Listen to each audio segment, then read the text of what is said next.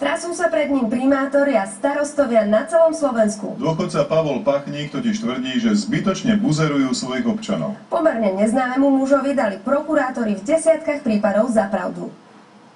Toto je muž, ktorý v mnohých mestách Slovenska zrušil napríklad zákaz pitia alkoholu na verejnosti. Tu ide o to, aby tie väzenká boli dobré, ale teraz nie sú dobré, lebo si robia, čo chcú v tých väzenkách tie ovce. Bývalý policajt nemôže pre zdravotné problémy fyzicky pracovať a tak sedí pri počítači a číta si nariadenia miest. Najnovšie museli mestský zákon meniť zvolenčania. Dôchodca totiž prišiel na to, že pes nemusí mať evidenčnú známku priamo na obojku. Aby pes mal určené niekde bližšie vyšpecifikované miesta, ktoré sa budú považovať za verejné venčoviská. Kvôli jeho námietkam už chovateľov psov nemôžu kontrolovať úradníci, ale iba mestskí policajti. Poviete si maličkosť. Pavol Pachník si ale myslí, že je to zbytočná buzerácia ľudí. Je vypaľovanie ľudí, proste samozrejme. Obce si myslia, že môžu dávať a ukladať pokuty komu chcú, za čo chcú. To, že sa niekto s týmto zaoberá, je celkom fajn.